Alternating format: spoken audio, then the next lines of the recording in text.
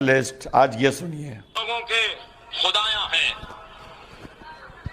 वो क्या क्या जो पूजा करते हैं, कितने राम लक्ष्मण दुर्गा लक्ष्मी भोला क्या क्या कितने वही हर 8 दिन में एक नया पैदा हो जाता है।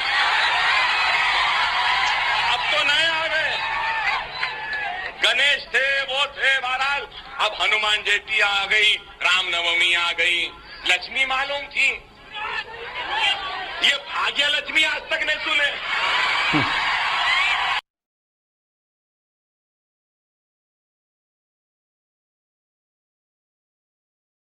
ये रोज नए भगवान आ जाते हैं, कहां कहां से आ जाते हैं।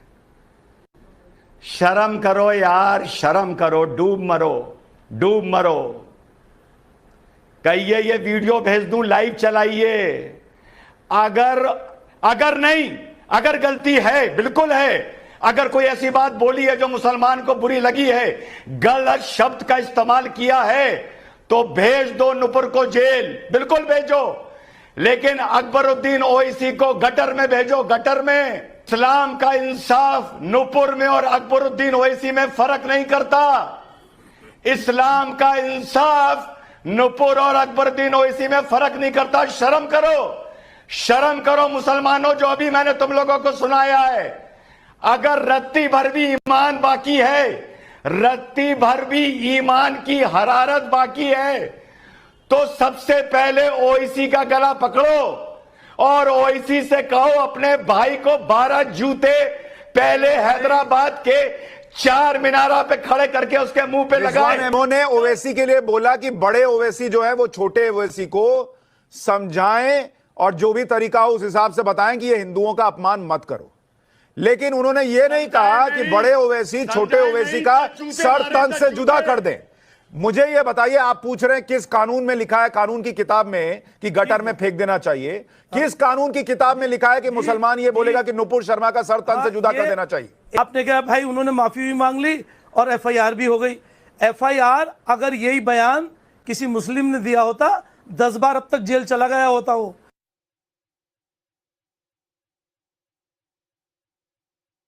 अरेस्ट ओवैसी का एक प्लेकार्ड दिखाइए मुझे।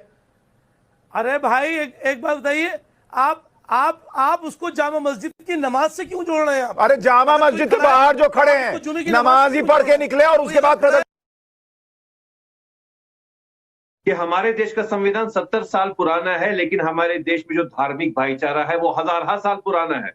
और उसकी वजह क्या है? उसकी वजह यह है कि श्री राम की धरती है जहां पे लक्ष्मण रेखा का आइडिया है। लक्ष्मण रेखा जहां पार होती है ना, जब लक्ष्मण रेखा पार हो जाए तो एम एफ हुसैन साहब को गैर कानूनी तौर देश निकाला दिया जाता है। असदुद्दीन ओवैसी साहब ने किसी धर्म को अपमानित नहीं किया, हमारे किसी भी मुसलमान नेता ने किसी धर्म को अपमानित नहीं किया। आपने कहा कि नुपुर शर्मा ने मुसलमानों की भावनाओं का अपमान किया और अकबरुद्दीन ओवैसी ने हिंदुओं की भावना का अपमान नहीं किया। इसमें वो ये कह रहे हैं कि इनके तो हर हफ्ते नए भगवान निकल कर आते हैं और मैं ऐसे लोगों के नाम नहीं लेना चाहता, और दुर्गा और ये और वो सारी चीजें जो वो कह रहे हैं, क्या ये हिंदुओं की भावनाओं का अपमान नहीं है? आप मानते हैं अकबरुद्दीन का बयान भड़काऊ है? ये अगर बयान सच्चा है तो भड़काऊ है, लेकिन सच्चा क्या? तो झूठा रिजवान भाई मिमिक्री कर रहे हैं क्या? ये आपको ऐसे भड़काने वाले बहुत बैठे हैं सर। कुछ नहीं हो रहा जी, कोई एफआईआर नहीं हो रही उन लोगों पर जी। शिवलिंग का अपमान करने वाले दसियों घूम रहे हैं, हजारों पोस्ट डाल रहे हैं ट्विटर के अंदर। और ऐसा नहीं है सर कि हनुमान मंदिर सर, एक मिनट, अजगर खान रुकिए, अजगर खान साहब रुकिए, अजगर खान साहब रुकिए, एक मिनट। नहीं, अजगर खान ऑडियो का किसी मुसलमान ने नहीं किया। नहीं, अजगर खान साहब, देश के अंदर मंगलवार के दिन मंदिरों में भी बहुत भीड़ होती है। क्या आपने उस भीड़ को पत्थर चलाते देखा कि शिवलिंग का कैसे अपमान हो गया? क्या चर्चेस में संडे को भीड़ नहीं होती? क्या गुरुद्वारों में भीड़ नहीं होती? अगर इस देश में बाकी लोग कानून मानेंगे और एक तबका, सर मैं तो ये बोलता हूं, क्या मुसलमान को इस बात का अफसोस नहीं होना चाहिए कि जुमे की नमाज के बाद धारा 144 लगानी पड़ रही है? क्या ये आपका अपमान नहीं है कि ये जो हो रहा है उसके बाद और उस 144 के बाद भी ये हो रहा है? और मैं बहुत सम्मान के साथ कह रहा हूं कि इस देश के मुसलमानों ने इस देश की आजादी से लेकर इस जमीन के लिए बहुत कुछ किया है। लेकिन इसी देश के मुसलमानों में से पाकिस्तान भी बांट कर ले गए, काट दिया हमारे देश को। इसी देश के मुसलमान अरब की तरफ ताकते रहते हैं, अरब की तरफ क्या क्या कहते हैं, लेकिन वहां जाते हैं तो उनको यही कहा जाता है कि ये हिंदुस्तानी मुसलमान है, अलग कतार में खड़ा कर दिया जाता है। हिंदू क्या है, हम लोग क्या है, उतने के बाद भी एमएफ हुसैन यहां रहे और उसके बाद जब गए और आज आप उसको बेचारा बता रहे हैं और कह रहे हैं करोड़ों में बिकती थी। मेरे नजर में 2 कौड़ी का पेंटर वो, उसके बारे में हम बात कर रहे हैं इसलिए क्योंकि वो हिंदू देवी देवताओं की नग्न तस्वीरें भी बना ले तो भी सड़क पर वो ये माधुरी नहीं के होता। फैन और थे, होना भी नहीं होना तस्वीरें चाहिए बनाते थे, और नहीं होना चाहिए। माधुरी दीक्षित की बकवास तस्वीरें ना बनाते थे, कीजिए, वो आप भूल जाते हैं। बकवास ना कीजिए प्लीज। सॉरी, मैं ऐसी भाषा इसलिए कह रहा हूं क्योंकि अब आप धर्म के बारे में बोल रहे हैं। कैसे एकेडमिक डिबेट है, एकेडमिक डिबेट है तो अब मैं आपको याद दिला रहा हूं ना कि आपके धर्म की एक तस्वीर बनी थी सर, और शार्ली एब्दो में बम फट गया था।